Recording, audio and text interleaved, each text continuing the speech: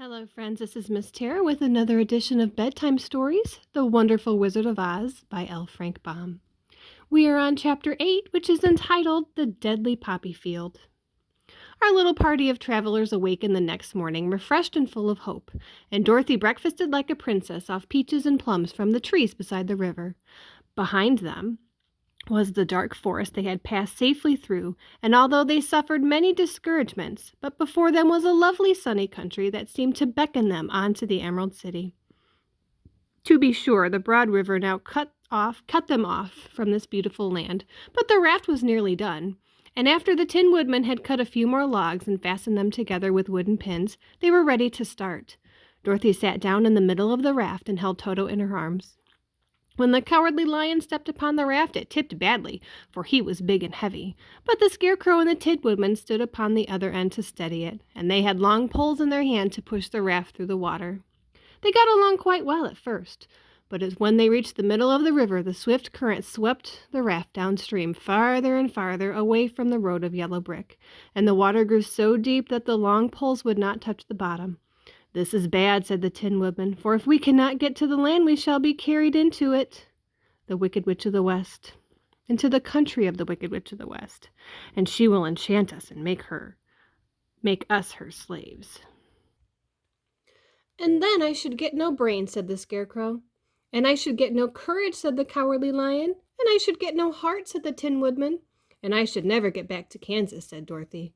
"We must certainly go to the Emerald City if we can," said the Scarecrow continued, and he pushed so hard on his long pole that it stuck fast in the mud at the bottom of the river. And before he could pull it out again or let go, the raft was swept away, and the poor Scarecrow was left clinging to the pole in the middle of the river.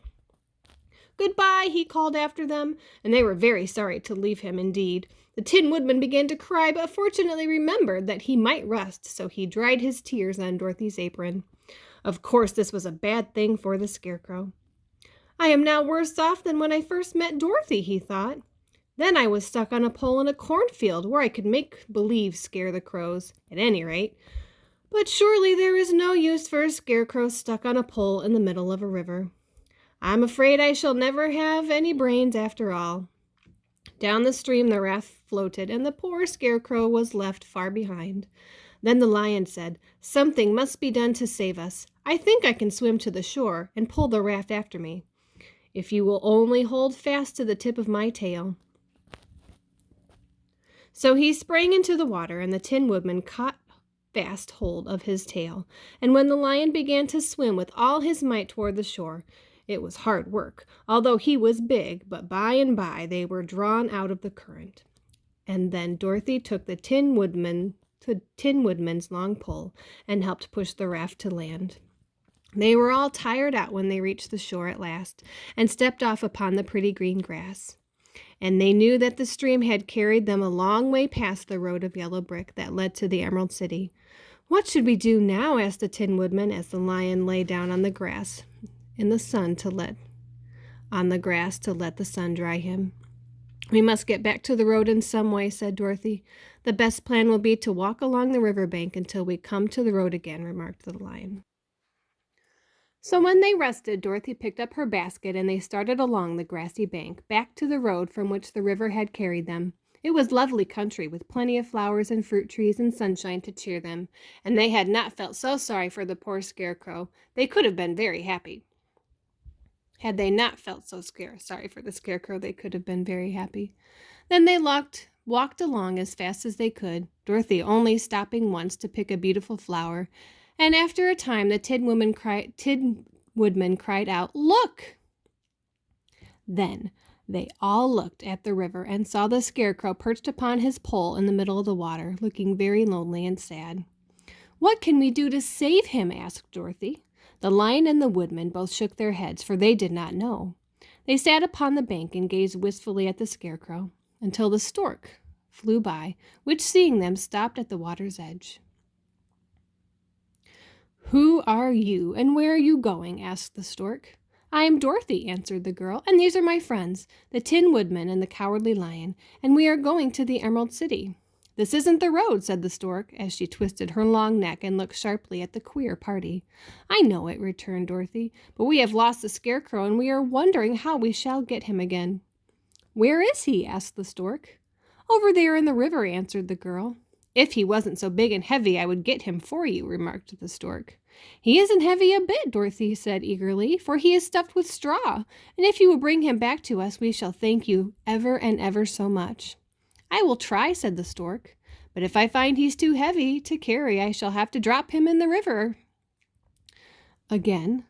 So the big bird flew into the air and over the water till she came to where the Scarecrow was perched upon his pole. Then the stork, with her great claws, grabbed the Scarecrow by the arm and carried him up into the air and back to the bank, where Dorothy and the Lion and the Tin Woodman and Toto were sitting. When the Scarecrow found himself among his friends again, he was so happy that he hugged them all. Even the Lion and Toto, as they walked, he sang, "Tol-de-roy-de-oy," and every step he felt so gay. "I was afraid I should have to stay in the river forever," he said, "but the kind stork saved me, and if I ever get any brains, I shall find the stork again and do it some kindness in return." "That's all right," said the stork, who was flying beside along them. "I always like to help anyone who's in trouble, but I must go now, for my babies are waiting in the nest for me. I hope you will find the Emerald City and that Oz will help you." "Thank you," replied Dorothy, and then the kind stork flew into the air and was soon out of sight. They walked along listening and singing of the bright-colored bird, and was looking at the lovely flowers which now became so thick that the ground was carpeted with them. There were big yellow and white and blue and purple blossoms, besides great clusters of scarlet poppies, which were so brilliant in color that they almost dazzled Dorothy's eyes. "Aren't they beautiful?" the girl asked, as she breathed in the spicy scent of the flowers. "I suppose so," answered the Scarecrow. "When I have brains, I shall probably like them better." "If only I had a heart, I should love them," added the Tin Woodman. "I always did like flowers," said the Lion. "They seem so helpless and frail. But there are none in the forest as bright as these." Now they came upon more and more of the big scarlet poppies and fewer of the other flowers, and soon they found themselves in the midst of a great meadow of poppies.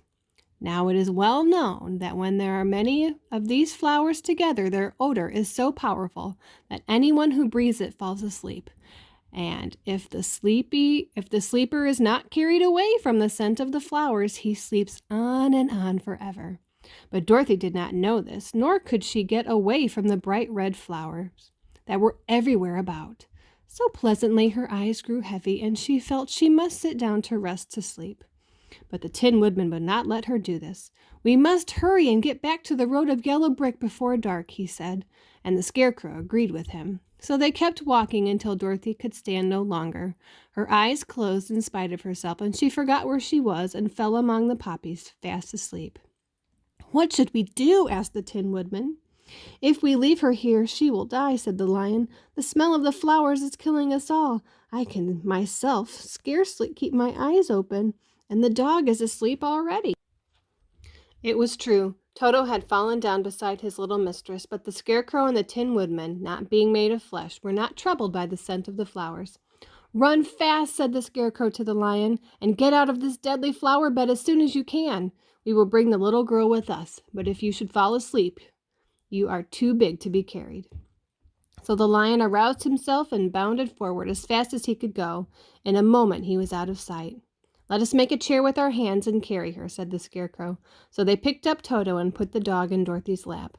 And then they made a chair with their hands for the seat and their arms for the arms, and carried the sleeping girl between them through the flowers.